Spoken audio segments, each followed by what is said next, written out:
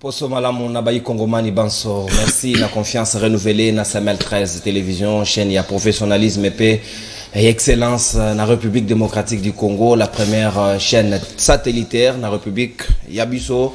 Nde yango totondi bino botondi na manaka na biso lisusu na lokota ya lingala libre débat 1h15 de débat na poso ya lelo totondi botondi na bakongomani nyonso ya Butembo oyo ba manifester na 21h pratiquement pour ko dénoncer pe ko senga départ ya ba MONUSCO avec bougie à la main to ko lobelango na tongwa lelo mais ya d'abord breaking news présidence de la République na service ya logistique ba pesi précision que plaque d'immatriculation ya bleu et cause sous en vigueur te ba collé kana étape ya plaque ya couleur rouge o e bandi déjà première dame azali nango déjà bati yango en place mais ba pesi obé un mois na batonyon so ba ko détenir mituka ya présidence de la République na plaque o ya kalaba zongisa yango pona kotala comment faut-il recenser mituka na kopesa bango s'il le faut ba plaque ya sika ba o nyonso ba ko détenir frauduleusement plaque wana balobi ba décision monsusu ya mibeko ya justice e ko kamata bango esengeli ba se conformer na décision wana ya service ya logistique ya présidence de la République et kamati na utu ko ba tout à l'heure que na butu ya lobby na 21h na Butembo ba kongomani ba bimina nzela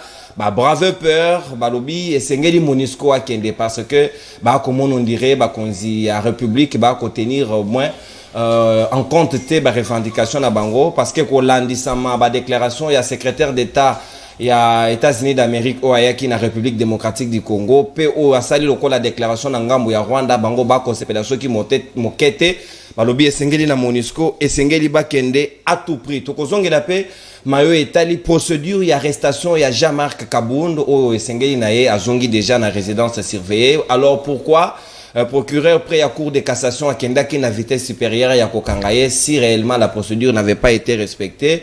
Est-ce que Ezali état aux ordres, justice est commis aux ordres ou bien Ezali réellement état de droit ndenge procédure Ezali qui peut être respectée tende sengeli kozongela yango pe ko faire respecter procédure nyonso ena to ko discuter yango na bayi kongomani bazombi nanga tout autour ya évaluation ya libre débat et ya poso ya lelo tozali na moko ya bayi secrétaire national en charge ya réforme ya essor de la République partout ezwami na kati ya union sacrée de la nation mwana mboka maître Patini Mbadou ali na biso longo na tondi botondi pe boyi malamu na libre débat. Merci ndeko nono natondi botondi pe lokola natondi botondi na ba téléspectateurs nyonso bazali kola na ngai na pesi pe mbote na ba co-débatteur nyonso to bazali awa pe kolaka ba kongomani nyonso bazali na ville ya Kinshasa pe na Congo Mobimba surtout na bao bazali na est du pays que tozali de cœur na bango et que tozali nyonso tozali ko sala ezaka pona ko bunda na ko luka solution pona makamno tozali ko lekala mboka na biso Congo. Merci bien pour la solution na nyonso etali République démocratique du Congo tozali pe na moko ya bayi communicateur ya FCC ya Joseph Kabila Kabange mwana mboka Floribea ali na biso longo na tondio botondi pe boyi malamu na manaka ya libre débat ya tongo alelo. Oui, merci ndeko nono na pesi mbote na bako débatteur na biso nyonso tokutana na bango na plateau yo na pesi mbote na ba téléspectateur nyonso ya CML 13 na pesi mbote na ba juisseur nyonso ya mboka na biso. Ba juisseur badana mboko. Oui, ba juisseur na bato bazo piller kesi ya l'état na pesi bango mbote na pesi mbote na bato basaleli biso la République des tolls. Lobi ezalaki journée internationale de la jeunesse kasi nakutani na bilenge o ba ebisi biso balobi Floribea soko leki sur un plateau de télévision meka kolobela biso République démocratique du Congo le komi République des tolls. C'est-à-dire quoi? Place oyo bilenge babanda ko beta balle na triomphal batole yango soko ye côté à 20 mains batole 20 mains soko ye na matete kuna batole matete. Ça veut dire que jeunesse est reculée de plus en plus depuis avènement ya ndeko Tshisekedi na yango ba jeune ba sebisi biso balobino beta pena c'était na respect ya constitution pour na organiser maponami parce que bazana kanda pour ba sanctionner régime oyo ezomemela ba congolais atali pate kaka ba promesse. Merci beaucoup ndeko nono. Merci bien mon mboka Floribea FCC ya Joseph Kabila Kabange tozali pe na moko ya bayi union sacrée ali na biso longo maître Samuel Kanza na tondio botondi pe na souhaiter boyi malamu na libre débat ya tongo lelo moko ya bayi communicateur ya FDC abatu lukwebo na pasteur Kiziamino ajami na kati ya regroupement ina FDC mbote na yo mbote ndeko nono esengo yali makasi ya koya encore na etando ike na yo kurubela makambo mboka oyebi esala kabiso moi nde balobaka yikisa na moi yiki ah yoko to préciser amour mais c'est mon père lini lona tongo bato ambandaka babengi ngai baobi papa loba nanu kabila ah on dira joie quand même na ba câble ni ah papa kuna kureza ka soutien mais tu sais que ya ke kuna pesi na gemena na mbandaka batie même na batie bon ba caniveau ba moi na botama depuis 1960 amona ta caniveau te na batata na bakoko ba ye mais grâce ya Félix Tshisekedi gilwa ndopa ye kuna na ndenge moko ya liboma ko sala musala amplifier travail aye ko pesa bango na robot roulage semaine oyo kaka pour donc évaluer même l'activité semaine au kaka donc bato opposition wa ba farce ba tika non ba dans le monde kuna vélo ndeze belé robot roulage ko réguler ba vélo oh vélo te kende kuna gilwa nda sali mosala kuna comme ville mbandaka tika papa tozongi kutu awa pesi biso ba scientifique qui peut valeur proposition en loi sur la recherche scientifique et innovation. Biso ba scientifique tokele. Asuki wana te. Tshisekedi a créé même na emploi. Na CPD lo pona ina nekoda. Nous na CPD pona ba ndeko na po M suba ki na kada ko kocha ba demande d'emploi. Le lo fonate bimi a matérialisé ngo ezaki lancé na 2021 dans le mois de décembre et novembre au mois que je m'abuse et déjà hier avant-hier il y a utika lobby ya jeudi ba inaugurer place ba pesi amu ezali esengo makasi na nyonso wana eza pona mboka toye ya mbote na kizami na kibila place azali mbote na batu ko na ba collaborateur na nga détail on ali na bango. Merci bien mon mboka maître Samuel Kanzana qui a été débat cause à la Républicain pe pour que faire ba Congomani ba profiter na débat avec za madame mingi penza to zali pe na molobeli ya ba Congomani mwana mboka Danuke Fula ali na biso longo na tondio botondi pe boyi malamu l'habitué de samedi ba bi libre débat samedi ko tourner autour de Danuke Fula mbote na mwana mboka mbote mupanzi sango mbote na ba ko debater na ngana ba mona to lelo mbote na ba Congomani basi bisika bazalinga na lobela mingi batu te parce que batu ndi bango ba bomimbo ka o boyi na kota na commentaire ya mon frère ami maître Benabonazolo Bagaka Makambo itali peuple à l'obin de Danuke Fula na bazalimba kolone ezali makasi na bazalimba bazali na pona maite ba kolela peuple sur ça l'obin na Koweït kuna pe kolone ezali makasi bazali na kuwana maite peuple par l'obin na Kitambo bazana problème ya mai na ko sali me Mexico mwana zili zo basile fort ba na DPK direction provinciale va récupérer 96 mètres la bandit déjà misala parmi ba 15 avenues des avenues bazo mai et ba ko senga la société wana oye baby saki batu a résidé des eaux na ba câble ya kuona Kitambo na direction ngalima a osef pasala na lombango ba pesa résidé des eaux national mbongo na bango po basa misala parce que résidé des eaux 96 mètres asombi na propre moyen na pena ko senga na ndiko na ngawa akoloba akolobela akokumisa gouvernement oleke bo bandano na Équateur oleke bo bandano na mbandaka problème ezana awa nanu na makolo na bino na pota ndako na makolo na no diko balobe sisi za wapi kishati bandana Kitambo to sali problème ya mai na courant 2 mois na bakado entreprise na bino oyo ko sala musale baby saki mais ti lelo ezalité soki entreprise ko ka ofuta mbongo te mais l'état musala nini gouvernement national musani et quoi qu'il y ait aussi qu'on a résidé des eaux na national après ça va y Congomani et ça la kamabe na moto azala ki ne loko bobotoli mais moto azala ki ne na ngote aya mesana na yi koto bazala ina courant c'est autre chose koto bazala ki na mai tête mais koto batu ba mesana na mai na courant ke bobebi bobotoli obone Kitambo comité ata paranga na nyoki to zaka boité c'est pour te dire que bisa ba konzi oyo za kokumisa papa ke non Équateur bandana et si sommes comme Gilando babanda nanu awa merci awa place biso tozali ba pesa biso mbaina sio salimi ya mala na président résident très bien pour répondre à bango 96 mètres ya bango basale pona na mettre maboko ce qui ya malamu ye mais Gilando ndete ah ndiko na ngai Gilando de nani so lokole ye nanu te awa pozo le bagilando ba pe mabe ko salima ce qui te bandolo ba bukanga biso pete. Merci mon amboka Danuke Fula. Merci pour na biscuit na yo. Ya tongwa lelo tozali pe na moko ya bayi communicateur ya Iner ya maître Pascal Nyambomu Yumba président des opprimés. Mon amboka le père Kubangila ali na biso longo na pesio mbote pe natondi bolamu moi mutu ekongenga makasi terrain non construit. Merci beaucoup ndeko nono mutu eza kongenga lokola mosakoli Élysée na kati ya Biblia yoko orientation libandi ezali ya batu ya bwania pe ya batu ya mayele na pesi bande onoso na plateau oyombote et puis prophète Jérémie du ciel uta Brazzaville et pas ali bolanda biso alobaki na pesa yombote parce nga na za musala na nzambe très bien na kokina nute ko banda yambo ete to pesa basala limisa ngaine na tumbolo pona yebi na Biblia ya mutatumbola prophète webe komela ye bon yo voilà yo komela yo lenge wana te parce que yo otumbola ndenge ya kotumbola te ezalaki juste kosepela libandi bana ya musala na nzambe pe musala na nzambe berger Modeste Mvuzi na pesi mbote pe lisusu nazali ko profiter lobe zala ki journée internationale ya jeunesse nazo senga na ndeko Jantilingo bila ayeba na koyeba ete jeunesse ezali apolitique pour nazali moko pe ya lingomba wana élection ya coordination à ville province de Kinshasa ezali le 25 août tolingi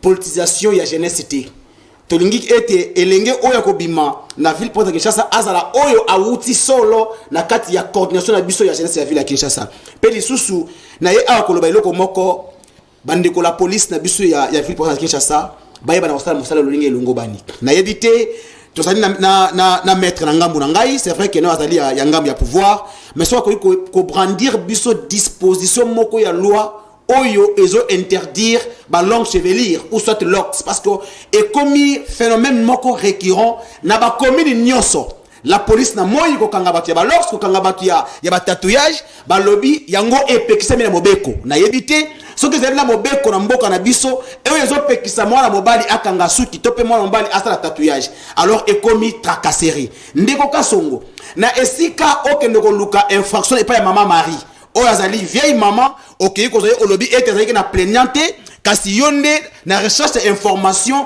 okena kokanga mama wana tala ndenge ba police na yo ba okanga bato matin midi soir na ba commune nyonso pe phénomène bureau de lisusu ba éclaireur na yebite est-ce que la police est comme na ba éclaireur okomona bato en tenue civile baye bakangi batu et quelques minutes après bomoni batu maintenant na ba tenue militaire baye po bakanga batu wana vraiment phénomène wana surtout na bana matete baye bisingai ndeko le père beta na de kambu oyo bana de bonhomme bana matete bako balembi phénomène wana ndeko kasongo tika kosala populisme zoba responsabilité na yo amen aux général de la police aux alliés général et la famille présidentielle de Té aux alliés général il y a maman Denise mais plutôt il y a la police alors mais quand tu as ordre dans secteur na yo il y a mbona yo na o reprocher maman Marie merci pe na kanisi ete to kosola malamu na kati ya plateau oyo mais eloko mwa ngena bosana ekoki ndeko Samuel na suka wana ndeko Samuel azobeta alobi azoloba awa ete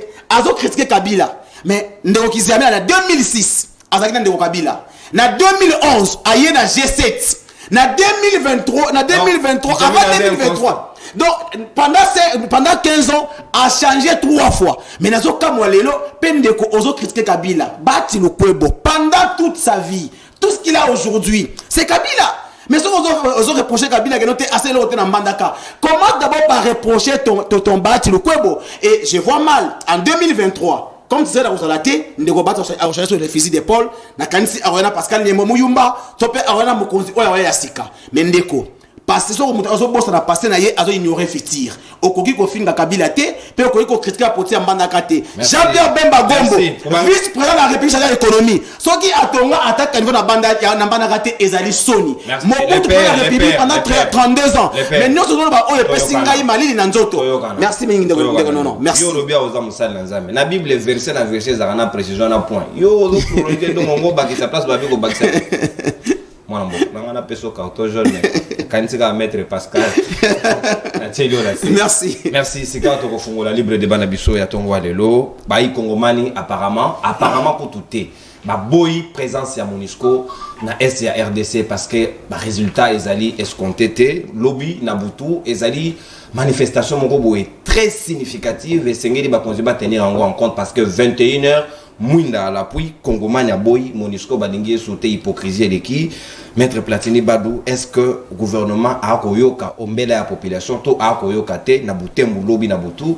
na 21h, ba Boy Badingi sous présence à MONUSCO te parce que babi gouvernement ngala de sabango pongia ba bébé, balingi coûte que coûte MONUSCO kende à tout prix. Est-ce que ça bonne ou mauvaise décision?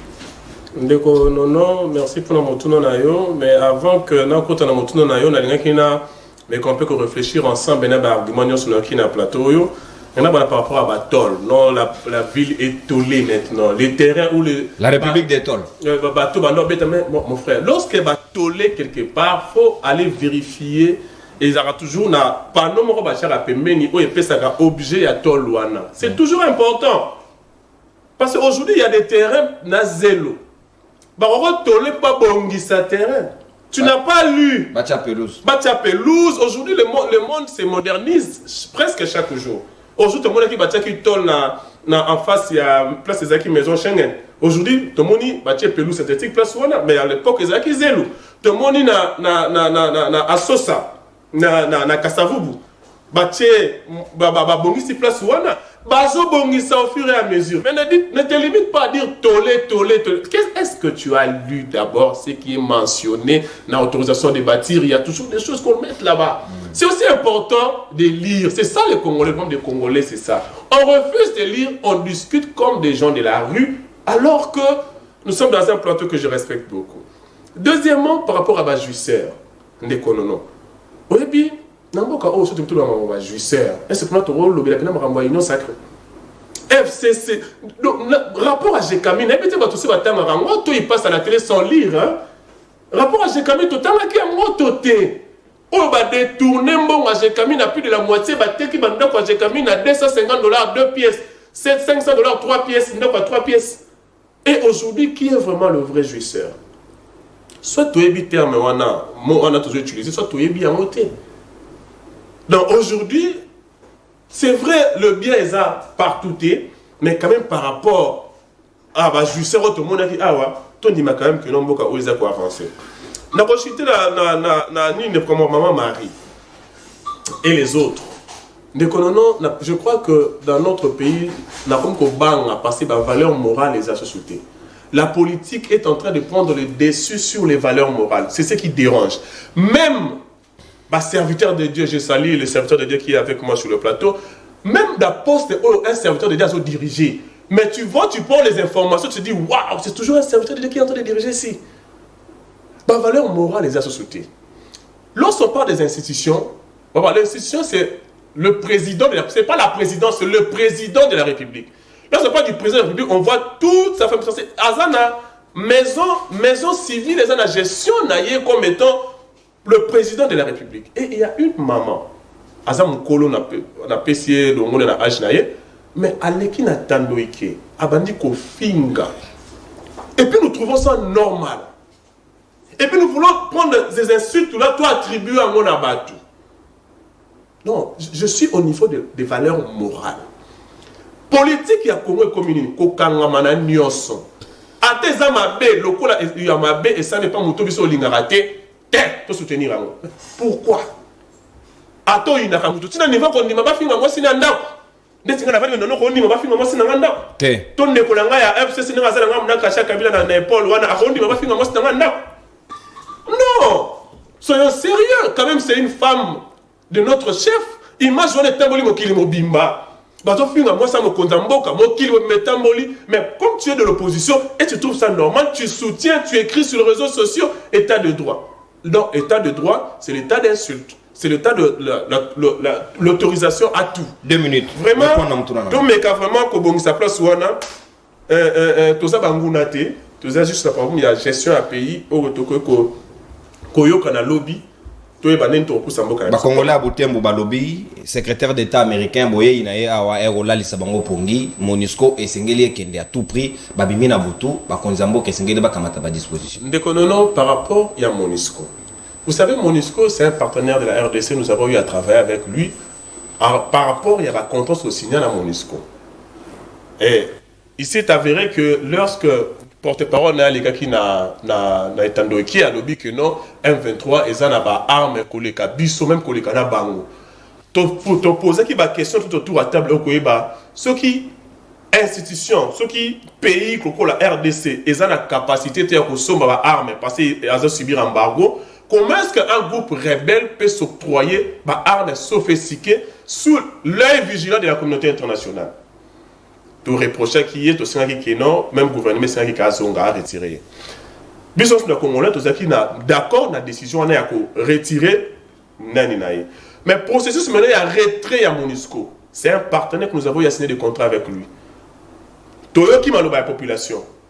Et le chef de l'État avait dit qu'il est en train de parler, il est dans le pourparler pour le retrait progressif de la MONUSCO. Donc, en d'autres termes, le chef de l'État Lobaki, n'a besoin de la population, ils ont en contradiction. Mais base de lobby, retrait définitif, en un coup. Progressif. Retrait, parce que la population, n'a pas clause, il y a contrat en main. Population, n'a pas réalité, où le chef de l'État a ngoté. Alors, il y a moi, le chef de l'État, en tant qu'un diplomate, en tant qu'un politicien de haut niveau, pour retirer MONUSCO, il faut que les candidats bouillent, C'est vrai, la clameur publique réclame le retrait immédiat. Mais le chef de l'État, comme étant garant de la nation, garant des institutions, il sait comment le faire retirer sans pour autant annuler les relations diplomatiques sur le plan international, sans pour autant mettre en péril encore les relations internationales les relations de notre pays avec d'autres pays au niveau international, comme c'était avant à l'époque de M. Kabila, où le pays n'avait plus de correspondance sur le plan international. Mais aujourd'hui, le retrait, le chef d'État n'est pas contre le retrait de la MONUSCO. Le chef d'État n'est pas contre le retrait de la MONUSCO, mais il a seulement dit que ça sera progressif. Donc, peut-être on va commencer par retirer d'abord les autorités, retirer les militaires après, retirer les personnels après, retirer les matériels après. C'est ça progressif aussi. Mais pas que non, non, ce n'est pas un déguerpissement. Merci, Maître Platini, Mbadou, au consommé ta d'antenne nayo, au Monamboka, Flori Béa, Sika Maluba Ongambo Wayo. Est-ce que la procédure, toye bien, on a beaucoup de toyo qui base population et lobby, ne va décider. Mais en balo population peut lobby, ils en ont marre la situation de MONUSCO parce que inefficacité na bango, l'inaction est comme dérangé et sengeli ba kende à tout prix. Ce que vous savez, la libanda pendant des mois, bandimi pour la libanda pour que MONUSCO kende. Quelle décision prendre? Oui, je pense que la population a fait ce qu'il fallait. La responsabilité revient au gouvernement maintenant d'agir. Pour Nayango, on a Samuel qui a soutenir les produits finis. Ndeko Kiziamina, que je respecte en tant qu'un pasteur, a un produit fini. Et puis moi, je me sens très mal à l'aise que Betali Solo et Amotou Bakanga ont triché dans l'université. Pasteur? Oui, Bakanga ont triché. Exemple, Niya au Pesaï. Raison pour laquelle vous le verrez que Baleka n'a pas plateau de télévision pour mentir. Parce que la personne où a incarné l'idéologie, a déjà, il n'est pas un modèle. N'a pas mettre Platini. Je pensais que à Rosala, dans le fond, il y a débat. Mais la Monique a mis Kitisi Prenana Semakasi. Alors qu'il fallait lire. Totanga qui n'était awana triomphal. Pano wana totangi mais kota na katelo oni nezo sabe. Awana 20 mai. Totangi balobaye bazo tonga cité moderne. Ponga na fanda na 20 mai. Mais so koti na kati wana par mabulu. Na stade de martyrs. 20 mai. Na stade de martyrs, oui. Non, 20 mai d'abord. Na stade de martyrs, peut bâtir baton. Oui, qu'on appelle ma boulou. Non, on a 20 mai d'abord. Bah, et puis ça qui biso boye à un certain moment, na ba chef du quartier ya kuna ba obi que non ndenge zawana bampio di o ba prometteur bino na gouvernement zala muke yango ba saleli bino maziba bazo bwaka bambisi awa boko banda golo ba bambisi na 20 mai. Oh. Oui. On a innovation. Non, innovation, il y a union sacrée, il y a beaucoup de population. Je viens plus rapidement à Aérobé Tama Solo et à Jekamine. À l'objet rapport et à Jekamine. Mais dans août 2019, chef de l'État à Kendaka na Nini Kolwezi. Elle a commis na Kolwezi, il a constaté que société minière, ils ont foutu ba taxe. A installé nini groupe moko ya audit babenga kango ad hoc. Balobi non, il faut pas statuer pour pas foutre mbongo. Il devrait nous payer des milliards. Vous savez ce qui s'est passé? En 2020, vers décembre le 23, le chef de l'État a reçu monsieur le Chinois là. Nicolas Kazadi, ministre des Finances à Kiti na Lubumbashi. c'est le ministre des Finances qui va faire une lettre. Il a commencé d'abord par remercier les Chinois. Oh, il faut pas devoir biso bakosa ba congolais ba futa ba taxe. Après, Nakokomana, il a dit que non, bongo ad hoc au chef de l'État Tchaki est incompétent. C'est-à-dire qu'il y a un audit international. Na batuba ou talibanda pour auditer sur minerai na biso. Est-ce qu'il peut nous dire? Le chef de l'État qui a fait commission moko ya audit, après commission on a le ministre des Finances à retraiter en haut que non, bazali ba incompétent et l'argent que les Chinois devraient payer au Congo. Ezawa piti lelo, est-ce que l'histoire y a ad hoc toyo kagango? C'est-à-dire que les jusseurs, c'est vous, les populations. Nous connaissons les histoires. Bien, nous sommes des politiciens. On ne peut pas passer sur un plateau de télévision pour tout tâtonner. Côté maintenant, il y a MONUSCO. Population, le problème, c'est quoi? Il fallait que le gouvernement et M. Tshisekedi aient remis en place et qu'il y ait quand même histoire et mboka na biso. Le problème, c'est que Bango va envier Mobutu tellement trop.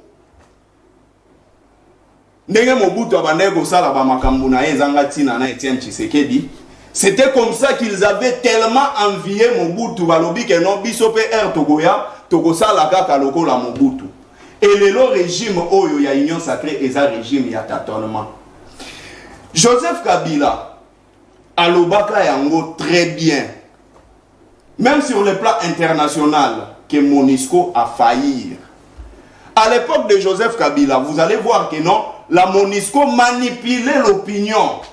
Balobi que non, ce sont le ADF Nalou, Nebazo menacé Bisso, la MONUSCO va faire son annonce pour dire quoi? Que non, ce ne sont pas des ADF, et Zalika Kabana Mboka entre Bango, mes attentes sont des alliés. Baye Kotou na Bango, mission Oyo MONUSCO a yelaki na Congo et Zalagine. Qu'on instaurer paix na niveau ya est, qu'on stabiliser. Oui, qu'on stabiliser paix, qu'on sécuriser le territoire na biso. Est-ce qu'il a fait ce qu'il était venu faire dans notre pays? La réponse est non. Vous allez voir na niveau ya Kassine Diwana, MONUSCO a bouki, il a même tué. Na minute tozali na M23D. Comment la MONUSCO? Oh. On a s'est transformé dans tué. Donc, on peut considérer MONUSCO comme un mouvement terroriste. Oui, mais si la MONUSCO se permet à tirer sur les civils qu'il était venu protéger, ce sont des tueurs. Ce sont des tueurs. Chose grave, M. Bahati Oyondekonanga Samuel Azoloba, président ya Sénat, à Kitina Est, depuis Bazalana ba session. Atikala koloba yangote na kati ya Assemblée nationale et Sénat que non la MONUSCO ils ont créé biso ba trouble et pour quitter tout ça à Kiti il a incité la jeunesse.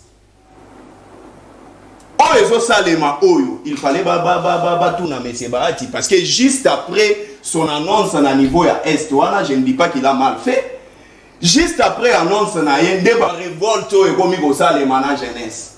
Soit tu dois réfléchir sur ces plateaux de télévision sérieux à 2013, vous allez voir que non, la jeunesse qui fait un bon travail pour MONUSCO, parce que moi je suis tout à fait d'accord que MONUSCO est Salanini et Kende, mais il y a aussi l'instrumentalisation de la jeunesse pour MONUSCO, Salanini, manifestation au Bazo Sala. Mais finalité, finalité, c'est bientôt tous les Union sacrée a créé juste. Simplement, le système le modèle nini oyakoki glisser. Et la population est tellement déterminée sur ces points-là qu'il faut qu'il namaponami.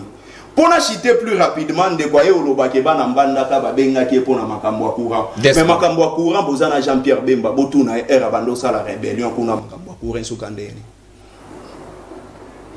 Oyobino Bomoni na Union sacrée à Malonga Gosala, c'est quoi? C'est faire des annonces, des déclarations. Bateau bazo diriger Mboka dans un pays sérieux comme le Congo, ils se sont réunis avec des papiers pour dire à la population qui constate les faits sur terrain que non, avec M. Tshisekedi, la situation est bien, tout ça. Tout est sur le plan social. Qu'est-ce qu'il a fait, M. Tshisekedi, sur le plan social? Merci. Tout est sur le plan sécuritaire. bien que bayaki koloba diplomatie o bazo yembaka ememe la biso grand pena Jean-Claude Van Mbappé ça est passeport diplomatique, ça c'est bien, nous apprécions. Mais diplomatie na bango, est-ce que récupérer Bunagana? Merci. Nous sommes derrière les FRDC. Mais depuis Bango Bazawana, qu'est-ce que vous avez doté na militaire na biso po ba bundela nini mboka na biso? Merci mon Mboka. Plus de 2 mois. Merci mon Mboka Floride. Bunagana est entre les mains du ma terroriste M23. Au consommer ta antenne yo. Merci beaucoup. Élégance, tolérance. Nago sepela mingi ninge togo kende malamu penza parce que mon konzambo ka pena Tchad à lobby a s'inspirer. Sepeli ninga moni armée à Tchad. Armée à RDCP qui ressemble na oya Tchad. Wana mkonzambo. Bon, à lobby toté. Na Tchad, ceux qui bazan armée à malamu, ce n'est pas mauvais à gozoa. Par exemple malamu kwa na ngopena RDC. Maître Samuel, c'est quand maloba ngambo wayo na éviter est-ce que Monisco bango moko atana nenga soni. Et là mamba conseil de sécurité normalement sur le plan procédural pour bango de bazongi sa bango toté moyennant ndenge RDC a formuler demande na ye mais sengeli pe à la limite ceux qui bo monika ke badigi binoté na nenga soni.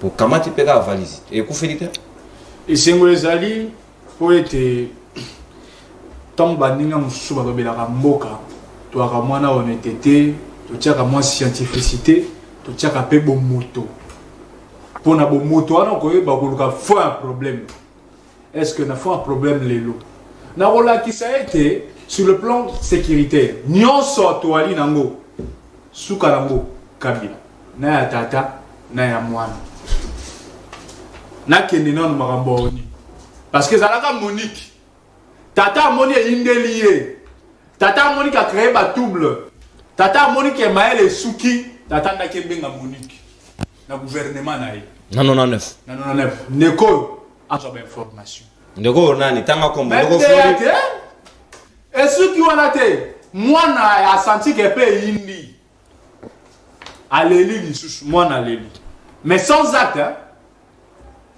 On y les lots importants ces alliés les alignés. To comme la situation oyo, ce qui to évaluer, ba objectif na bango ezalaki sur base il y a matérialisation, on voit qu'il y a des failles. Pas seulement de failles, mais n'ont pas pu atteindre ces objectifs.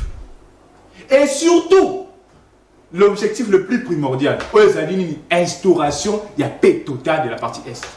Parce que comme on a été honnête, au lieu de rester comme mouvement d'appui militaire, comme Monisco, mais comment il a changé? Bon, les Kabila, comment vous voyez?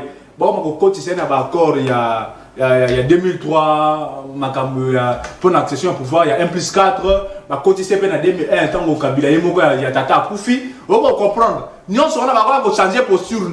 Il y a un moment où on a boulé que Monisco Azali, comme on peut dire, un mouvement d'observation électorale pour eux. Or, ce n'est pas le cas. Mission d'Abango Azali a monté. Instauration et paix, ils sont sur le plan sécuritaire uniquement. Monisco a échoué. Biso to gérakate, nde to kenda kolala na kingakati to beleli milimo, to ko gérer. Non. Biso to ka population. Population à l'élite, à lobby. Batu Nikobo étant un de fils maison. Connaissant comment gérer la République. À quel chose dans la base. Alors, il y a une base, votre élément. Nous avons manipuler les jeunes. À toutes les questions. Nous avons un journaliste. À qui tape Kuna. Nous avons comment on a été pour un plateau. Nous avons un plateau. Très bien. À tout le monde. Bolinga qui n'était pas répondre. Bakende. Batulko Basuka on a zongi. Tata na ye Kabila. À quand même pas qu'il y a un bilan négatif. Mitigé. Tu sais qu'est-ce qu'il y a un bilan négatif. Pe asuki wanate. Batsa retrait na bango à la progressif. Mais on comprend que na retrait progressif en bah ça bazo qui est mbala côté. Bah comme na gérer un robot c'est ça. Il faut ça la ligne tout réévaluer. Aujourd'hui on a un gouvernement qui travaille pour l'intérêt de la population. Ayo qui population atikali. Les lois Monisco doit na lo ngolobaté. Certes, tout la kisi diplomatie au-delà de la diplomatie agissante, c'est comme technique. Parce que pour tout comprendre, c'est là, ils ont rectifié le président Sali. Donc, ce qui est agissant, ils ont une dimension technique. Et comme une technique, c'est-à-dire quoi? Opposition va faire sœur de notre toile dans Bango pour pas comprendre ce qui passe. Parce que Colombo est secrétaire d'État américain, koya awa et lobby non libellé mais seulement l'hypocrisie internationale oyo kota ndezeli place tozo bimisango na miso ya bato na kozongela siko makambo oni po déjà na lobeli yango mais nazongela makambo lobami ya buzoba ndeko na ngai soki paradoxe comme olata yo na éviter soki zani ezaka pozo défendre kaka Kabila to ndeko na koto ezaka po lelo na éviter olobeli bato ya Oba Lox, il y a moyen vito bandoza la biso sama bandi po ba ka bino. Papa, les bandeza du sumute, la sagesse. La sagesse. Na sepeli kaka. Mais les lobby que biso toto za ma bandi. Puis en plus infraction ils allaient à Lox ils allaient. Na éviter ba information sur ko inventer ce outil na mbokani. Parce que a on a Congo batika ko jamais mutu po na Lox. Au moins que azali fumeur de champ ba kangié na ba ni na bande criminelle na bango. Voilà bako kango. Là to yebi yango na Congo. Quand ça l'invasion à populisme était même parce qu'il y a des places au Kasson. Ah pasteur na tini pasteur na TV na comment le le kuta pasteur. Monsieur, ko banda sou makambote. Moi c'est bien pour ceux qui en a été. Oh ba chantina contre la makambo conseil jeunesse. Est-ce que conseil jeunesse vous allez poste société civile un politicien pour contre ndeko na pas ni makambo soni boy. Mais ndeko na ngai danu. Chokolo ba makambo ya sénateur Guy Luando faut avoir na réserve. O sukara wana. Pourquoi il est le seul ministre à côté de l'aménagement du territoire qui a fourni beaucoup d'efforts à côté du ministère qui a inventé, amené en 2017 par la Kabylie, mais jamais pas ça en ampleur. Il y a à Pessi Batuna salaire, à Pessi Batouvi, à Pessi Mituka, ordonnance au décret et bimi. En décembre 2021, pourtant création en FONAT, il y a une matérialisation. Même le Premier ministre a voilà des actions qu'on peut soutenir. Merci. Ben Équateur, Kuna, Colomba Kamboa, Bemba, faut faire aux analyses, parce que c'est que Bemba fait dans ces pays, ils ont belé. Mais côté à l'otilique, oh, de côté, merci, Maître Samuel Kanza, ta d'antenne consommée, Sikawa, Molobeli Abana, Bayi Kongomani, Mwanamboka Danou Kefula Maloba Ongambo Wayo, est-ce que Bayi Monisco, Bazali Soussou Nandingisa Kotika na RDC du moment où la population est boy, penza na nenga ma sekite, bouger à l'appui et n'yiko la kisa que to lingi Soussou Molili ou mena na Congote, ngonga limere koki, est-ce que ba konzipe bazali na même lecture de fait, le lingue population comme on est là on a Nord Kivu. Meti ndeko mopanzi sango na yoki makambo elobama ebele. Na lo ba gabande kwa nyo sacré si ba yina plateau ba yibiso ya malongo ezaka bonjour na bonso. Nyo sitikali ba okosa kansi na utia tembe.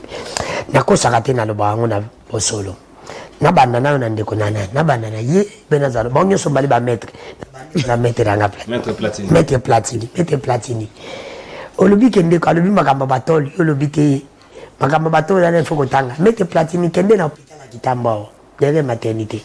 Ba komaki ba lobi ba limba sala moka. Mentala makambo ko sali mawana kala wa musika tena biso awa ati batol basomi na kati ya mai ba lobike ba ocha moko place wana izaki à l'époque Kabila place wana bato basomba babuka kosomi babuki etika na tuna bino bati batol ba bisi ba ocha moko na sima makamni ba sala tina place ezaki full batiki na mutu full ba longola basali bateki on le gouvernement oyo oui gouvernement oyo oh s'il vous plaît, bon pousser ngate na kamata carton rouge. Non, ça m'étonne. Tolérance. Oko komi na lokasa na yo, ozali pe na biki wana, oko rebondi danu. Toke. Maître Nazamo na Kitambo, ne me parle pas de na hôpital ya Kitambo. Je te dis bien, ma mort ya Kitambo, eza awa na kwe ya maya wa na terasi awa. Kolo bakuna te, ozo kende banda te, ozo ya GB. Station moko eza awa. Oui, yozo kanzala côté ya bolingo. Nazamo na Kitambo, je bêtise, mieux Kitambo de plus que vous. Tu sais au moins côté bolingo les a bisoté. On a répondre. Maître, on n'a pas qui n'a pas de calme. Dans le vidéo que côté ozo ya GB. Bisoté. Bino. Dano ke fula toke mutawana. Komi. bino nde bato libosa moko bato bakomi kuna nde kote ya bata nde eza bino te ese nazoloba nde alobaka na bosolo mpe kote na sava kote eza bolingani bango kote kuna nde biso no totongi te eza no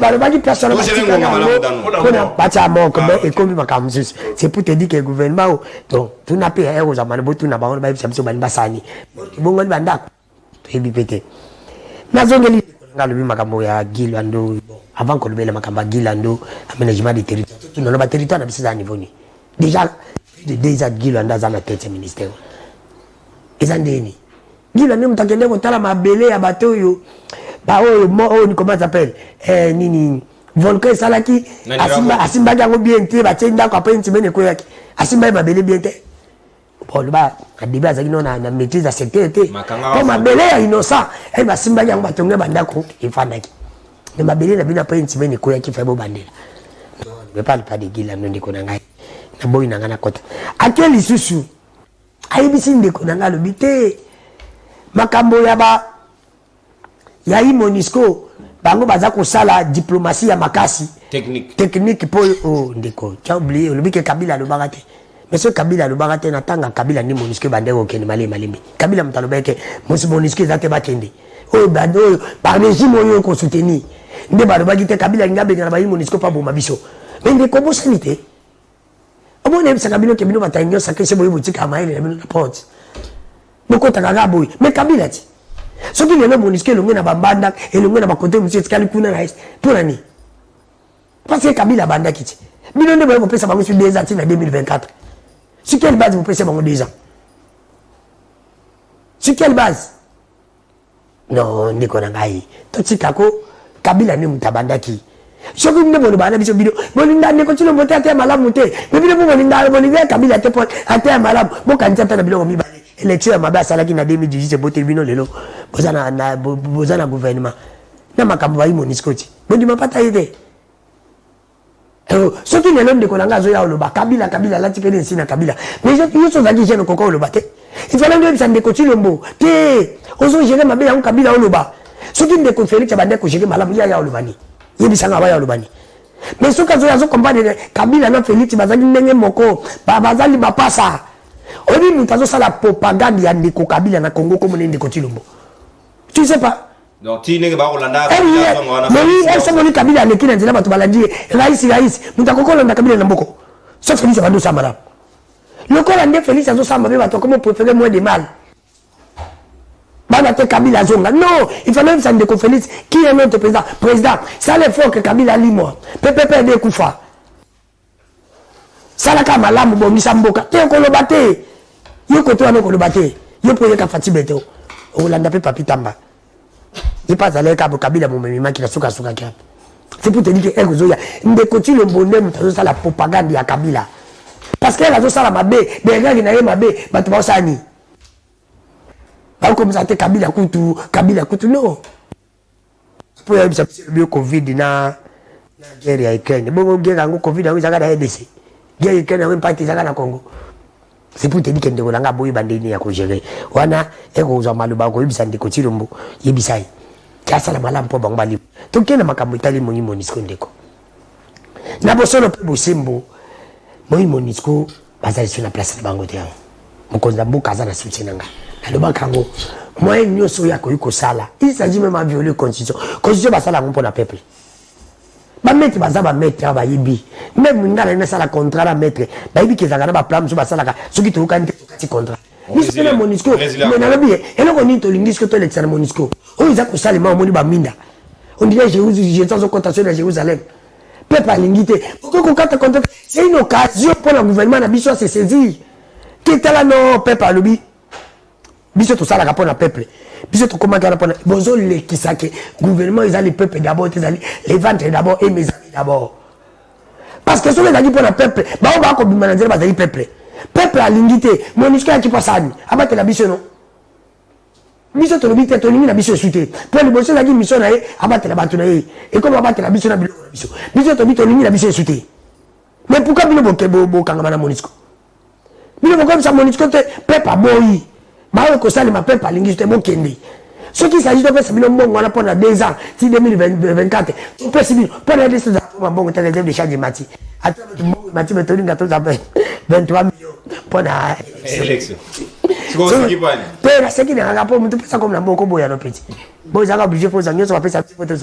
C'est pour te dire que l'on déconne rien à bosser le peu bosser. Parce que les gens ont dit qu'on peut se faire sa bichot. Attends, on va faire bichot. Attends, on va faire la ondine. Il va que tous les manières sont tous les sacango. Va passer belé to cause sango. Parce que mon de la salle est là qu'on a des années comme ça. Ce qu'a mis $10 pas à $20. Attends, le temps qu'on le va lui maner ni na kozango. C'est pour ça que les échanges de matières fallait pas tous. Ndeko nanga na bosser le peu bosimbo. Ngana ko ibisa yo ndeko. Ce qui moïmo ni ce que zali na RDC. Colo régime, par colo régime, bah toi la pouvoir, ne va te passer la qui monite que ça n'a aidé. Ce qui m'a eu car peuple a boy, peuple a l'ingé n'a été, boy bisa monisco, te, peuple a l'ingé, coupa, antenne la bis. Coupeur. Tu peux ça que bon n'a été. Monisco peut boya, bon zambon la bino sani bokende. Alors le col a boy que monisco a kokende. Vous préparez déjà armée la bicho. Parce que les seuls moyens, oh yo to koyo ko battre là. Congo, naba kita na biso za na mabele, naba zamba na biso, naba mai na biso, ezali kaka armée na biso. To pesa armée na biso moyen, to matisa pe salaire à soda. Merci. Comme la salaire moko ya malade. Salaire ya biloka ba chinois te, ya koko sa te soda le lo sans de le commis combien. Sans de le commis combien. Parce que même te zo mata, te commis combien, tu vas pas ndeko. $, mati, $10 commis 20 500. $10 mati. Les gens ne parlent pas. Dieu est commis l'icolo. Merci. Merci. C'est pour te dire qu'on peut s'assoda, salaire à Malonga parce que biso, tu l'as monisco. Celui qui m'a dit 2023, bye, na monisco bokenzela. Merci, mon amboka Dano Kefula, ta d'antenne consommée, les pères Kubangila, Sika, c'est to boucler chapitre monisco pour que tous les Kambala Moko, na procédure, il y a affaire, il y a Jean-Marc Kaboul, na Lombango Penza. Télévision Zali Ngonga Kobengana Biso, 5 minutes peu pour les pères Kubangila. Est-ce que l'État a comprendre Bosengi ya bayi population parce que Butembo bato balingi susute babimi nanzela ba image Zali à l'appui ba gosenga l'État et sengeli basunga bango ba tindika monisco akende libanda RDC lingi soki mokeli susute. Merci beaucoup Ndekonono. D'abord na obanda ko yano ndeko nangai maître Samuel et na mamba lobby awa Nicolas Plateau oyo ndeko nangai. Ce qui est un batu bako pesa leçon morale qui est mboka o isa bataille de pes na régime Félix Tshisekedi. Bon, je comprends. Pendant que bazaki na opposition, yo zaki na Kabila. Et bango ba na pouvoir, yo peut rejoindre bango. Voilà Maître Platini. Maître Platini. Oh, mais kaka indépendant. Mais kaka ndenge non, les indépendants na Congo to yebi non. Bah indépendant parce toujours proche à pouvoir. Azaki indépendanté. Non. Azaki proche à Kabila. J'ai été dans un parti politique depuis que je suis né. Vous avez justifié comment on a l'occasion. Maintenant, j'ai allé dans un jeune parti politique qui n'a jamais été au pouvoir depuis que j'ai né. Maître, s'il vous plaît, tu vas répondre. Et un bon parti politique. Tolérance, papa. Maître Samuel, Maître Patrick Ouchkoloba Awa, mon frère, président de la République, quand on est président, a fini par Congolais, par combattre tabac. Et ça a injecté. Voilà. Félix Tshisekedi ba combat tabac. Oh, il est pas finga. Félix Tshisekedi a fini ba congolais bandoki. Leçon morale les athées. Et ça le type moral IDPS, Mabunda présidente il y a une grande institution. A fini ba insanité. Voilà leçon moralité. Ce qui est en batu o ba finga ka matin midi soir et ça bataille IDPS. Bon, parce que les sons morales nini. Ce qu'on va la Libani. Ce qui et l'autre nini maman Marie a lobby à Sika. Tu sais que Félix a finga Joseph Kabila sac à ciment. A lobby à ça sac à ciment, il faut donc 4 minutes à ciment. J'ai ce que l'ingénieur a la personne vidéo. Félix Tshisekedi. Mon frère, bah les sons morales, bon pesaka, il faut n'aller pas penser à yémo pour la République parce qu'il y en a à la kissa du biloko wana. Moi j'étais dans les rassemblements. Na yebi boni to banayi ko finga. Babenga Olive Ujana na mboka oyote jeune fille babenga Kabila Rwandais na mboka oyote soki mama Marie lobi ke note na Congo bakoma ba nya ezalaka te ndeli sumu yango wana biyo bobenga Martin Fayulu sénégalais akangisa nani lelo bozo benga Mukwege Burundais akangisi nani mon frère totika diversion totika sentiment na mama oyote makamamboka ndeko nga uti loba awo loko moko mon frère bon peut-être au vivre na Congo te ou soit au vivre na ba bureau aux na cité te tuna batu nyonso batu vivre na cité le ko la biso na ba de bonhomme na matete pona lox bakanga ba jeune pona tatouage bakanga ba jeune matete naza étonné ya komona ke note ndeko zo na télévision mais azala ba information te o ile na cité na minute o bakina bato landa yo kino ba politique loko na basala kayango eza eloko ya sikati eza na eloko oyo te na wuti ko kosa awa de eloko mosusu jeunesse oyo lobi que noté eza société civile j'entends soutenir te pour ton information na 2018 mon Chadari candidat ya conseil ya ville de Kinshasa Chadari a soutenu Francine Mouyuma pour devenir président ya jeunesse panafricaine c'est Kabila qui l'a soutenu. Est-ce qu'au Congo il y a réellement une société civile? Tu peux me dire une société civile qui est apportée au Congo? Au Wapi Akaj Lelo a comment naïe montagne d'épès. Oh, ça me société civile, c'est politique. Non, il faut arrêter avec des tels discours dans cette plateau de télévision. Non. Nous avons rapport à la Cameroun Monisco. Dans le Congo, on a deux franges. Le pays est dirigé par les néocolonialistes. Et le peuple, c'est les nationalistes. Alors, Félix Tshisekedi, on peut tout dire sur ces plateaux. Aucun jour, il aura le courage de dire à la Monisco, on en a marre, non. Pour en être, à mobilité. Mon frère, Nayebisio. Mais, dans un mouvement question, on a une diplomatie parce que Anthony Aouchigoya, Anthony a fait 48 heures en Afrique du Sud, 4 heures au Congo, 48 heures au Rwanda. Où est la diplomatie? Parce que ça, la déclaration dans Rwanda. Na Rwanda. Mais, on a incriminé sous ce biseau Awa. C'est ça la diplomatie. Mon frère. Tu ne te feras pas aimer par Félix Tshisekedi parce que aux courses à la télévision. À cause de Panayo, le col la juriste, aux autres ça va proposer un argument aux solutions. Il faut critiquer parce qu'il ne fait rien. Je vois mal, je ne pense pas que non. Ndekonangai grand frère Félix Tshisekedi, même pendant qu'Azaki élève. Frère Naotezé là, bonne famille a été président de la République. OK. Et Nenangai pendant que Félix Tshisekedi, n'andimite que Azalaka attache chef de classe pendant qu'Azaki élève. Parce que non. Je pèse bien mes mots. Moutou, on a même chef de classe. A koki ko dirige moko na lolenge oyote. Tout ça qui est en opposition. Ndeko fait dans le bagage de ceux qui peuple argent revendiquer Kabila sont ça qui complice. Et aujourd'hui, c'est complice de ce qui se passe dans Est. De ce qui se passe dans la Monisco. Moi, j'ai marché avec les gens de l'IDPS. Narata Masasi pour réclamer le départ à Monisco. Et aujourd'hui, Moutou Oto Salaki na yé na terrain. Moutou Oto Salaki réclamation Nyosowana. Il est au sommet de l'État. Pourquoi il ne le fait pas? C'est parce qu'il connaît quelque chose. Ayebi que Lelo a connu à contre-courant na Nations Unies. De peur que parce que pour le pouvoir et pour l'IDPS, pour l'IDPS, le pouvoir, c'est les États-Unis d'Amérique, c'est l'Europe. C'est ça que l'IDPS. Et le peuple maintenant. Non, pour l'IDPS, le peuple n'a aucun rôle à jouer dans l'élection. Pour la Bango, non, ceux qui sont dans relation na Nations Unies, na Europe, donc le deuxième mandat est assuré et garanti. Na Mali, Lelo, population à Bengani Monisco. Le président jette au pouvoir. À l'objet, non, même na France, Oyazali, pays colonisateur. Est-ce que Oyoki Kuna Kenote, Bango va changer de discours? C'est le contraire. Donc, Tilelo, tout ça, bateau dirigé Bisso, mais bateau toujours colonisé. Ils ont des pensées colonisées. Alors, à côté les matés, à le barrement qui noté Monisco Niet. Mon frère, Bounaga a 2 mois. Kabila Goma est tombé dans une semaine et ça qui récupéré. Kabila, on te rwandais, on te fait qui burundais. Mais le fils du Sphinx au pouvoir, Bounaga a 2 mois sous l'occupation rwandaise. Mais le président est là. Ado fêté na yépé, azapé à l'aise.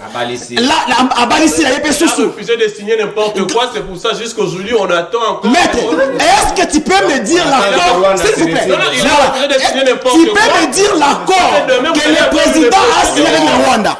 Non, tu peux me dire l'accord que le président a signé avec le Rwanda? Il va signer un accord, non? Quel accord? Ah, tu as été informé? Non, tu ne connais rien? Non, est-ce que tu peux nous brandir cet accord? Mais si tu ne connais rien. Non, je sais que nous tu as des contenus. Est-ce que tu peux dire aux Congolais les contenus de cet accord? Si c'est plateau. Non, j'ai pas besoin de m'enseigner, mais je veux que tu brandisses aux Congolais les contenus de cet accord. Merci, s'il vous plaît. Bon, c'est le chauffeur d'esprit, ceux qui t'en Katananga. Collaborer à torte. Kati peta tokati wenge muni yo tunange libandia mutadi bandia sikite yo batuni encore mangila ndeko non antenne consommer mon amour et quelques secondes au katenge malobati 2 secondes merci beaucoup ndeko Gilwano azal ministre Gilwano azal ministre national normalement aménagement de territoire et au zakana mandakate chez moi Massimanimba Chez moi, dans les Kouilou, il n'y a rien. Chez toi, dans les Bas-Congo, parce que Kanza, c'est Moutandou. Dis-moi ce que Guilono a fait chez toi. Géolocalisation.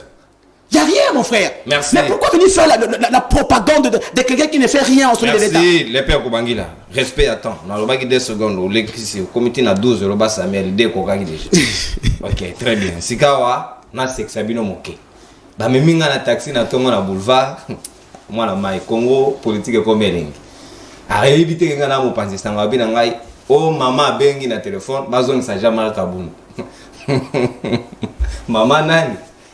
Oh comment on est banana M. Ngana éviter. Maman Marie. Maman Marie bazolo mi ko. Maman Bosso, to maman nani na éviter. Sikawa Jamal Kaboun procédure batumso balobi état de droit est commis de tâton à tâton, procureur auprès la cour de cassation. Bakangi Jamal Kaboun batie ba mapé ba kenaye na makala sima balobi résidence surveillée. Pourquoi maître Platini yozali juriste?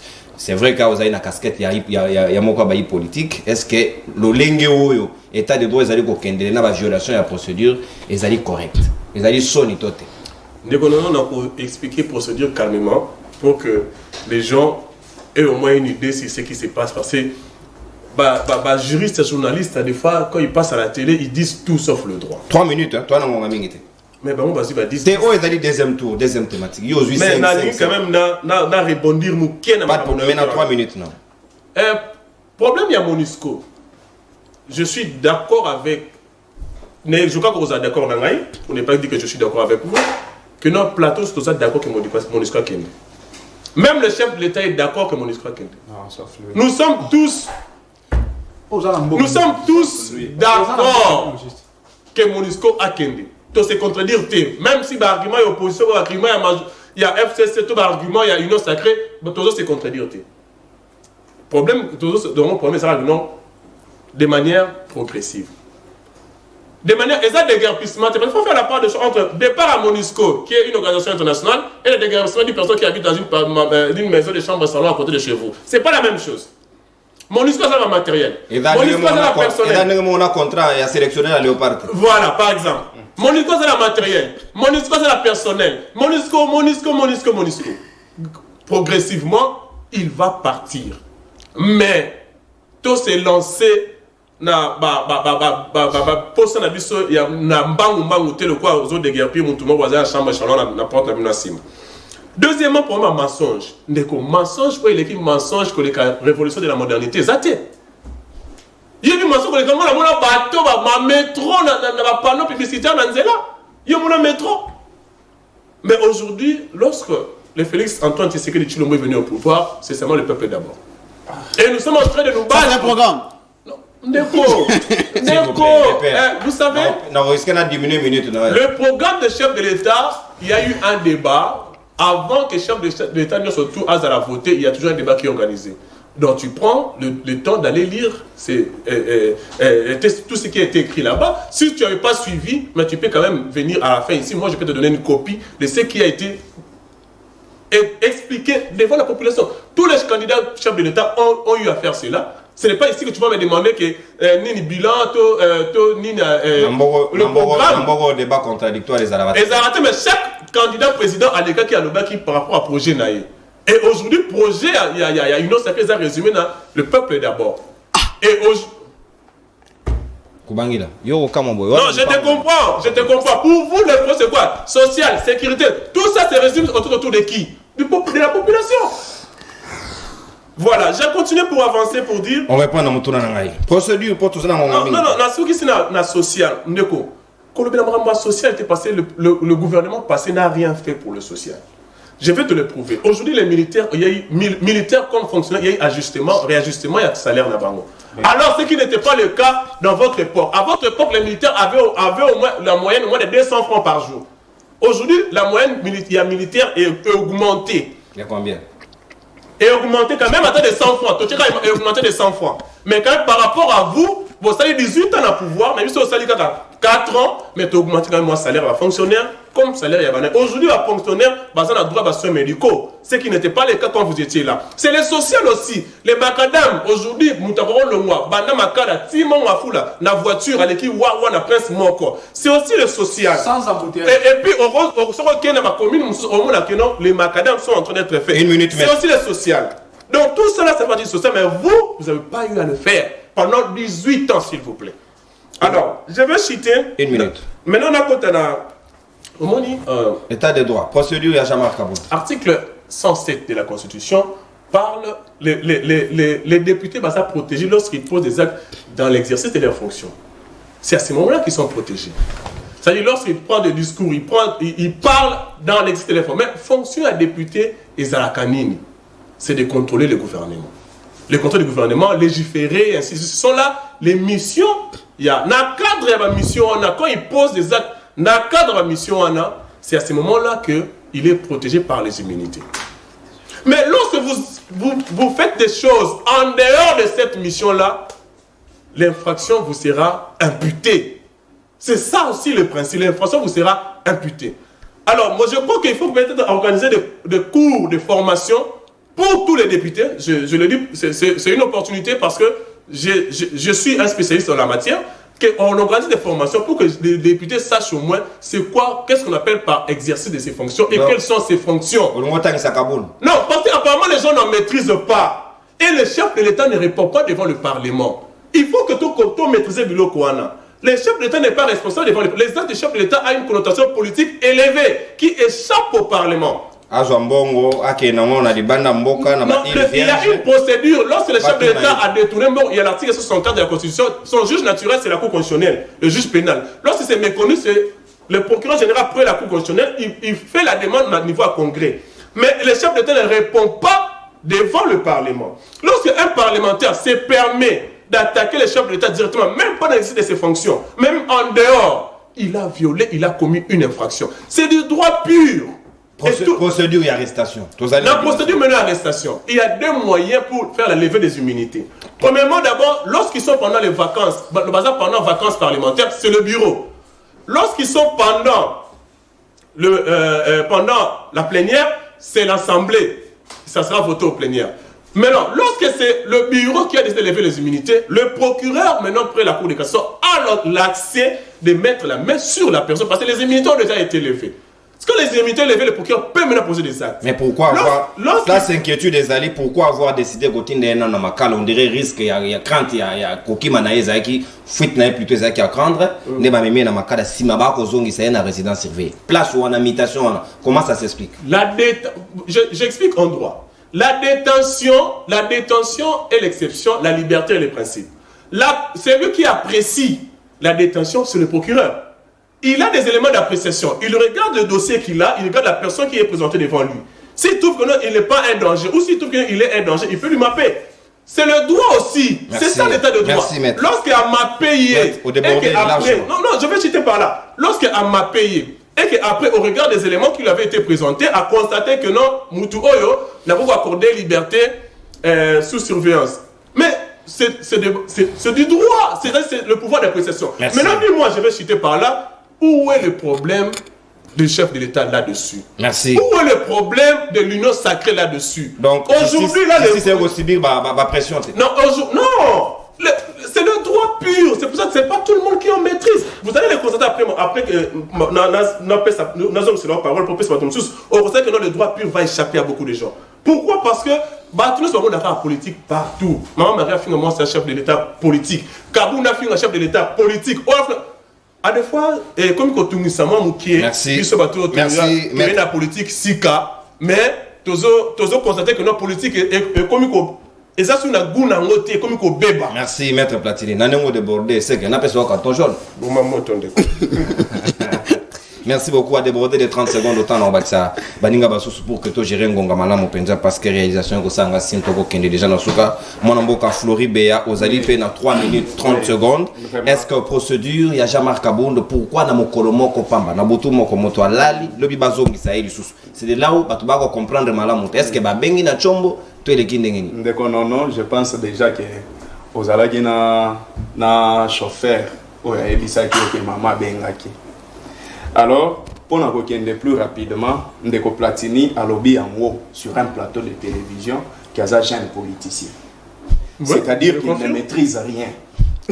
Atika biso batu tozana maîtrise ya politique, tolobela makambo ezosalema pona manene ba politicien.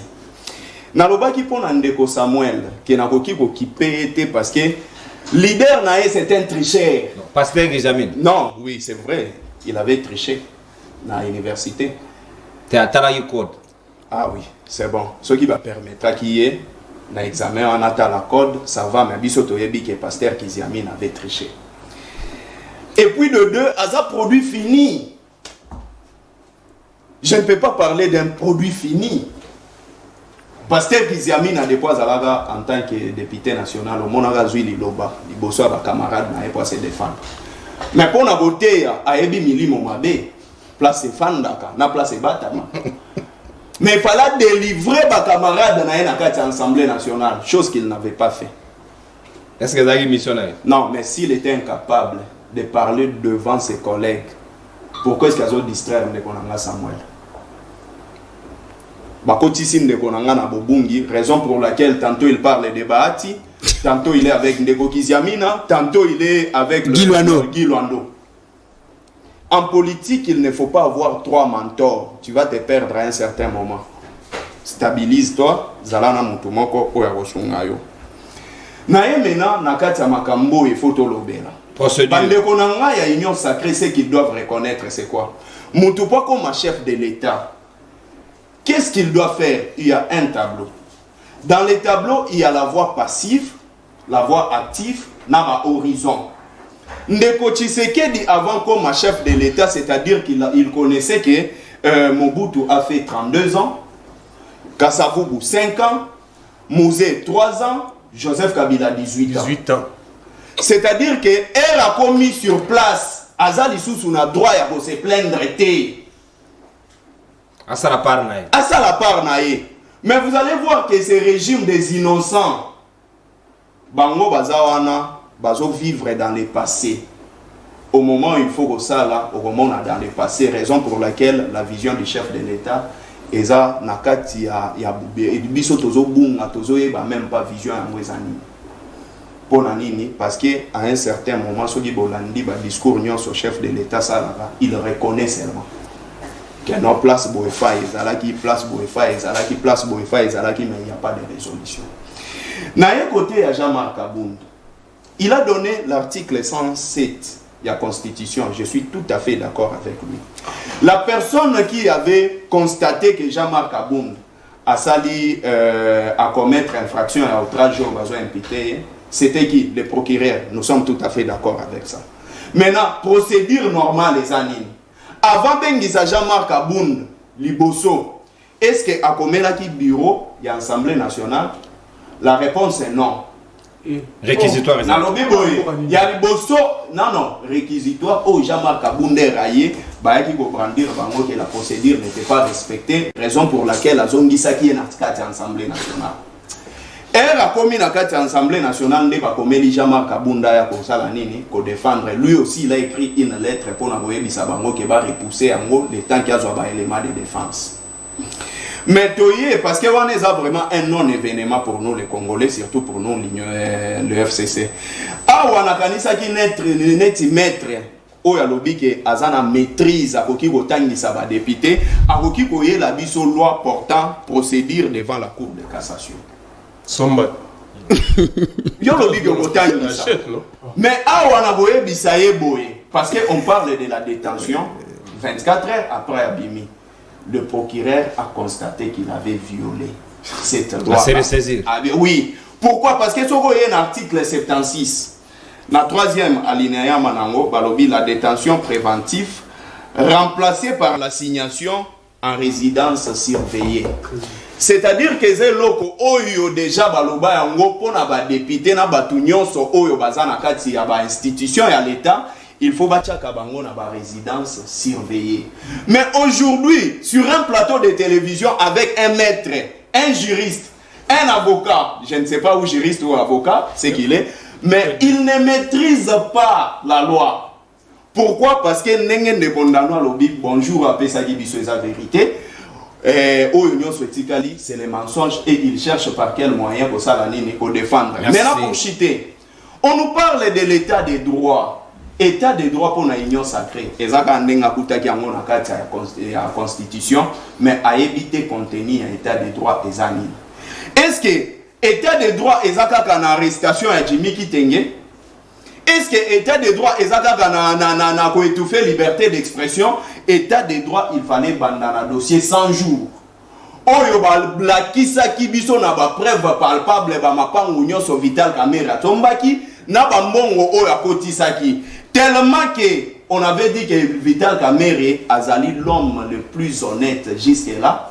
Balongo lui-même na état des droits que passation de marché de gré à gré à la infraction. Wana babosani. Monsieur Eteni Longondo dossier Covid. Oyo ba détournant mbongo ya l'état na dossier Covid. État des droits et wapi parce que Eteni Longondo. Merci mon mboka Flori Beya. Le lot azali wapi azo sillonné très à l'aise. Tout ce que je veux dire à mon frère qui est un jeune politicien comme il venait de lui dire lui-même que oui. Il fallait reconnaître tableau. Ma voix passive déjà tu es bien. Merci. Merci Flori Beya.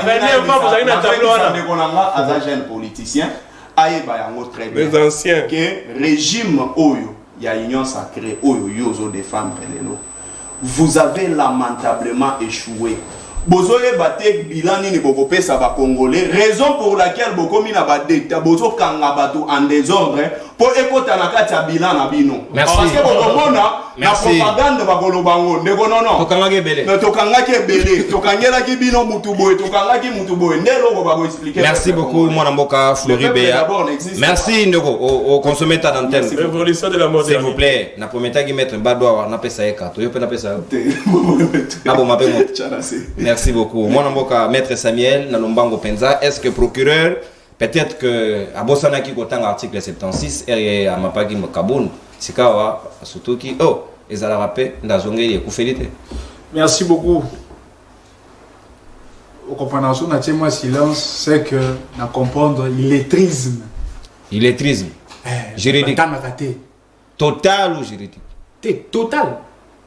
Et politico, juridico, tout. À plateau, toi, il y a. Quand tu as dit que tu as pasteur, on a qui la sagesse dans côté Alibandi, journaliste, on a bien véré, mais là, la qui l'illettrisme, côté où tu as battu, il y a des peuples à Kabila, même Kabila, il y a un temps à monter, il y a des choses à dire. N'a pas de problème. N'a pas de problème. Parce que sur le plan juridique, non, il y a sur le plan politique pour nous rencontrer. Sur le plan juridique, 3 minutes. Il y a une différence entre mandat d'arrêt provisoire, et détention préventive. Pourquoi nous avons là pour mettre déjà Platini après si on a le haut, on a ça qui va niveau qu'on comprendre dans l'hôtel, dans la comprendre dans l'hôtel. Peu sujet, alors on va remonter à balbutier pour aller au combattre. Ce qu'on appelle sa différence. Map, ça fait 5 jours. Ce bâtiment sous map, c'est-à-dire quoi? Vous êtes à la disposition de la justice pour répondre des faits encore devant le parquet. Mais vous pouvez être encore en détention préventive. Au délai, il y a 30 jours. La détention préventive, non, mandat d'arrêt provisoire, c'est deux choses différentes par rapport au délai. Ainsi, il y a mort comme on a été. Ce qui bâtit, nous on est une cadre d'espèce. Ngaï Samuel Kanza. Kaboun. Kaboun. Bâti une map. Il n'y a pas, selon la législation actuelle, personne ne peut le prouver ici, sur ce plateau, que sous map, il y a la résidence surveillée.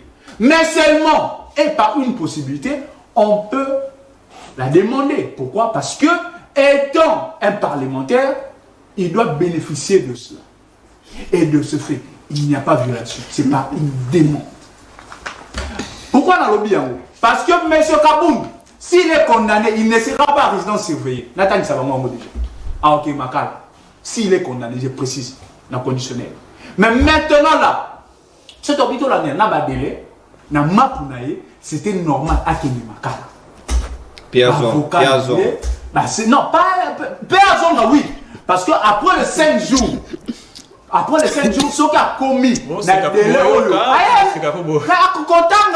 batanga raté batata mikolo batanga raté malem élégance papa mais ça vrai non batanga raté pour ça batanga maman de secrétaire na mwana G1 ya droit même ata bango ata ba science sociale batanga ça droit so ba ata ba soni ba mikolo boye ba bango tendeni donc après les 5 jours banda siko détention préventive bandi wana les 30 jours oh les a renouvelé wana benga détention préventive ya mo siko c'est là mobeko c'est le même règlement intérieur l'article 102 et préciser même que remplaçaka détention préventive pas MAP pas mandat d'arrêt provisoire MAP na résidence surveillée mais la possibilité aussi est donnée de demander quand on est à Libo nous sommes sur côté politique 30 secondes ce qui boye belo les lots toye bakamakam makambo etali Guy Luando ceux qui n'ont défendre Guy Luando c'est dans le sens où je suis dans les régimes balobi oza na bametre ebele eza moko tricher manque à connaissance na korépondre te na biloko ekobima vraiment illettrisme po eza kotanga te même sur le plan politique eza kotanga te ye ndako olakisa mpena bavir niveau ya expérience ya politique ya moke mpenza oyo mpena oyo satike mete bando aleki likolo pourquoi parce que soki ayebaki politique acomprendre que moto azali na côté ya régime akodéfendre baministre nyonso mpe eloko akoloba réalité. Et comment il peut me dire des choses? Donc, les alliés pour moi, on a assez. Bah, revite le logo, mon annette dans le territoire, bah, cachom, mais grâce à Guy Luando. Vous comprenez? Et ça grâce à projet, programme. Que tous dans le village, nous sommes dans le consultant dans le Vanda. Le territoire, on appelle ça au Soumaël. Le territoire, les alliés, entité déconcentrée. Et il y a une communauté dans la ville, monsieur. Merci. C'est-à-dire qu'il y a une politique, il y a 145 territoires. Merci. Oh, écoute, ils ont un ministre, il y a plan, mais ils ont un comme consultant. Ils ont un pont parce qu'il y a sous l'hiérarchie directe, il y a un gouvernement central. Et non à Azali na tutelle, non. Merci. Donc merci. On est payé à on a dit que ça a matete. Matete kuna eza ba kuluna na ba kuluna. Te malembe. S'il vous plaît, non, wane rolekate. Eza commune ba sportif. Ngai moko na matete ko na matete. Yo za kuluna te. Te. Même chose eza particularité. Mais to yebi que na dona ko na bino mali ba na matete. Na matete kuna ba kuluna ba kamakasi. Et ba makasi ba kuluna bele ba kana ba lox. Mais après cette stratégie to ba nokata ta mabandi. Ce qui est bien. Papa, s'il vous plaît, depuis quand la législation est libandée comme infraction? S'il vous plaît, tolérance. Maître Samuel, on déborde, on a habité. La lobby pété que yo lobby. Alors, de ces faits, si on a chuté, tu déborder. Bon, allez, la cosa que quelqu'un sur Mazo Kanga papa. Donc, si on a mensonge, on a plateau non quand même. Plateau des arrachés, 10 secondes. Donc, jamais on a moutou à l'ox. Sauf Bakouna, yebani mo kimake matete, ça n'a pas koune belé. Attends la particularité, il y a Bino, beaucoup de Soki. Bon, et c'est ce qu'on appelle mon pied, mais toi tu Merci, Maître Samuel, merci. On ne peut pas généraliser toute une commune. Exception faite, na Kinshasa, Bakuluna, partout. Qui n'a gomba, on a mon Bakuluna. Yo so mon abangote. Yo mo route na Seremba, Bakuluna, Baebelo, yo monika na matete. Et qu'on fait dans nous que fou la 3 minutes na yo. Procédure, il y a Jean-Marc Kabound, Balobi, justice est commis aux ordres, Mapé, Pessibiso, Procédure, et belé, mais na politique. Yo moni procédure wana lolengeni eko na merci yo ki mutuna na yo mena koyibisa maître ndeko likambo ya kokanga ba jeune po bati ba lox ezaka na matetete même na kitambo parce que ka ba ina mutuka ya la police ba kokanga ba jeune na ba tatouage na ba nini ba kote ba omona na yo zanga na la oh ko nga iza passer si besoin de faire en plus pose aux ala côté mona musala nzambe aba banana ko lunga milimo abi para bisa banana pa na mo molimo lo kuto zanango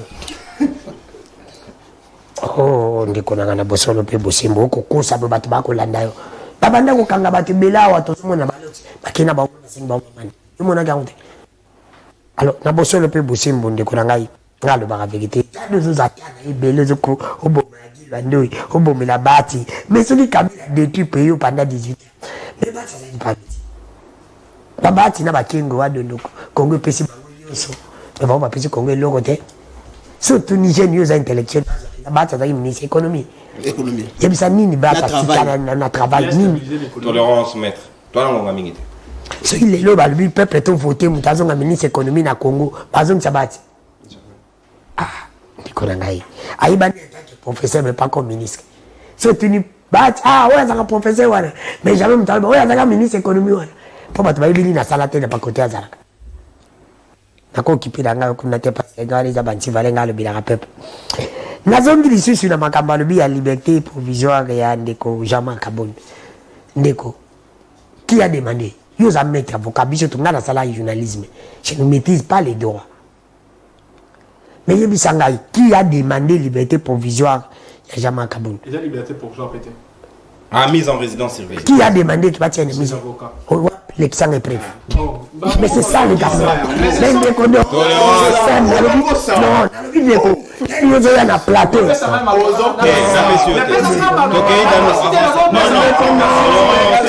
On a obligé de répondre.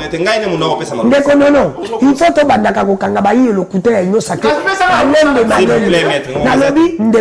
Je laisse. J'accepte de ne pas parler. Moi, je refuse. Non, sauf qu'il y a lobby que même ils ont un téléphone, ils ont pas payé ça. Aïe, bisabiso, na avocat na datu basala ki pabima. Après ça biso, pour te continuer à débattre, na la tiki na ngai. Na la ngosa suba débat ya koloba pour batu bayo kangate. Na lingi ya loba approuver nga. Parce qu'il y a ça beaucoup. Ce que zaki yo na contribution jeunesse netinga. Mais il n'y a pas de prouver nga. C'est pour te dire que Baya Bazo ya kaka pour le ballon. Non, ce qu'on va qui va me faire passer des langues comme avant parce que mec va tomber les plus bas pour pas répondre. Parce que à un moment on ça la débat et puis qu'il y a le tout ça qu'on contient ça bibi ça déjà. Mais maître plateau. Il fallait dans le bas. C'est pour te dire on le bibi avocat va te passer ngana ko sende peu avocat na. On l'action dans couloir. Mais aïe mais pas ça. S'il vous plaît. Il va mettre dans les réseaux sociaux. Il va dans ta journal moko. C'est la Suisse, moko il ça qui information. Dans la Suisse. Non, tu m'as des informations. S'il vous plaît. Ce qui sont sur les journalistes. Autant qui sont sur là, on peut pas sur là. Mais dans mon militaire. Oui, attends la Suisse pourquoi pas. Oh, on décotika le kuta. Déjà on dit déjà qu'il y a une bataille ça qui bongo. Dans un gris sur une déconnaille. Une minute. Ah, on a le baki que.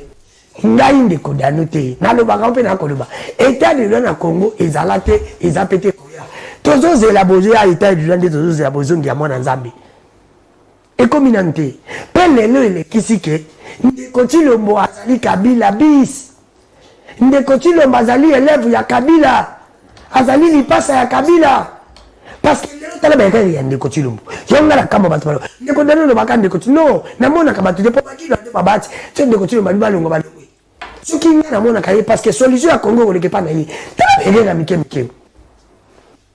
mais là salemi toi le besoin mais n'a pas le bani merci on va tenir ba lobi pardon les seuls mutuna Congo à salir la prison 48 ans Jaman Kaboun allez qui dit kaza mobile t'as bien rien va fouler sur Jaman Kaboun merci et la mis une question de konon pardon non on peut seulement batailler le point ne bisa peut-être pas glissement mais on peut s'en de continuer le na lobi sous de konon na boso no pe bosimbo est-ce que Jaman Kaboun n'est pas bien so mona mutu moko azalaki na liberté nani na desation pas bien na map na Congo ndela bimi wana ozonga sipakala abimité na bimi na merci merci dans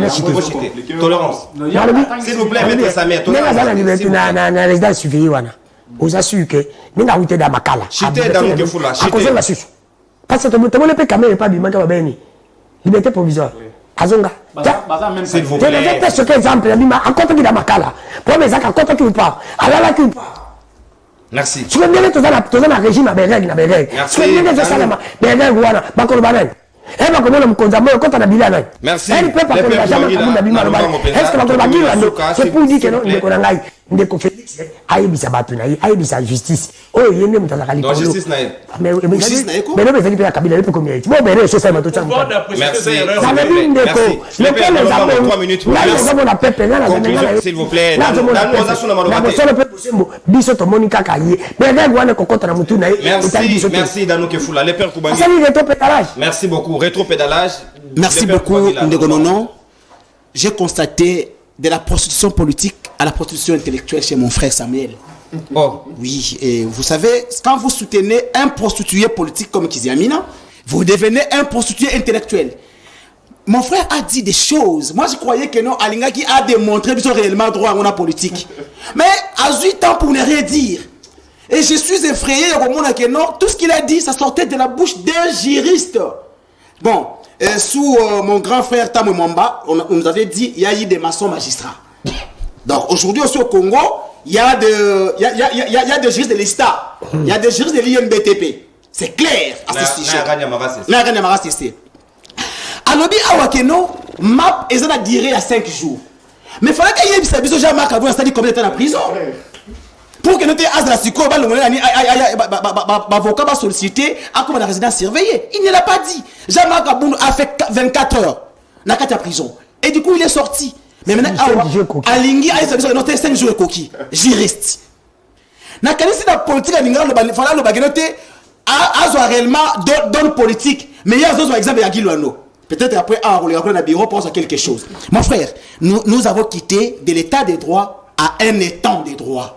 Étang des droits. Oui. Mais quand vous prenez un général, la première dame qui n'est pas une institution, dis-moi, les juges sont là. Est-ce qu'il peut me donner un caractère juridique de la première dame?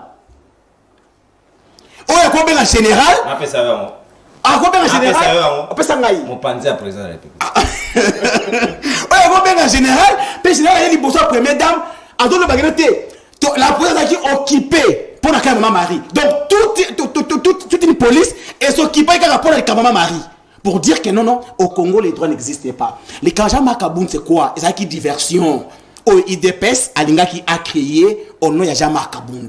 Et ça y est, quand moi, tout le c'est les mbas bongozonga. Quand on a fait Vital Kamere, quand on a fait Batunio, on a fait Gilles Mouniere, on a fait Jean Makaboun. On a fait Bimiwana, comme il a libéré Yangowana, à en sous la prison. Merci. On va comprendre d'abord que noté, Nandenge Bakangela, que mon Vemboso. Vemboso, d'abord, le Vemboso ne dirige pas. C'est plutôt le Vembata. C'est lui qui donne les injonctions. Et comme le coin de Seni, Basenge Zinananga. C'est les Basengas qui prennent les décisions et Nanga ne fait qu'exécuter. Merci. Donc, mais tu ne le sais pas. On l'apprend chaque jour. Donc, oui, mais et surtout que tu es un arriviste politique, tu as tout l'intérêt de pouvoir apprendre auprès de nous. Oui, oui. Mais c'est l'arriviste. Mais les anciens ont tué ces pays, nous sommes venus avec Makila Sikapo. Merci beaucoup. Je t'appelle la linéaire. Là où nous sommes aujourd'hui, nous sommes venus pour changer les choses. Mais dans les noms sacrés. Je suis d'accord avec vous. Je les comprends, mais je suis un jeune politicien.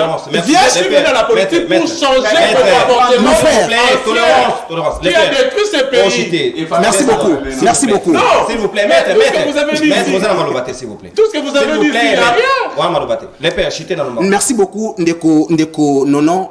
Baregrena Isaac et non, Ndeko Félix, à rendre le pays oyo inexistant. Donc, Mboka, Ezali les sous-soutés. Nami Beko, Nanyoso, Soko Komone Loko Moko, Ndeko Kabuya, n'a pas sorti non c'est pas la République, Azakana gauche naie. Na qualité nini? Imaginez na qualité nini? Donc, Atakutu na Sera Kabila, Totikal Romo na secrétaire général de la partie, n'a pas place Nyonso, permet le chef de l'État. Vous imaginez le chef de l'État, Baké na Banakin. Donc, au logo na yo, c'est va tourner au Keti na bar. Oh, Baké na Banakin. Pourquoi solo la nini? Merci les pères Koubangila. S'il vous plaît, tolérance. Merci Natoni Bino Botondi.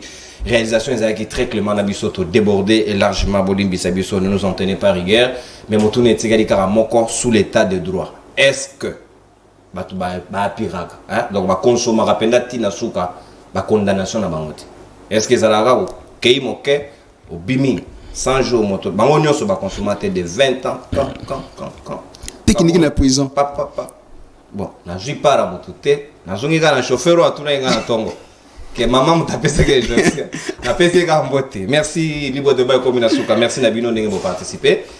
Merci to dédié émission oyo na mopanzi ya moko moninga na biso Patrick Sahel, madame Bebioni, ya Kati o ko fêter anniversaire na yeto dédié Libre de Baye mokolo alelo. Merci na bino toton di bino boton di peto kotani lundi pour na poso ya sika et pe ba numéro ya sika avec de nouvelles actualités. Bye bye, c'est le Congo qui gagne. État de droit ya solo et ça pour que faire profiter na bayi Congo maninos. Salut vous. Au revoir.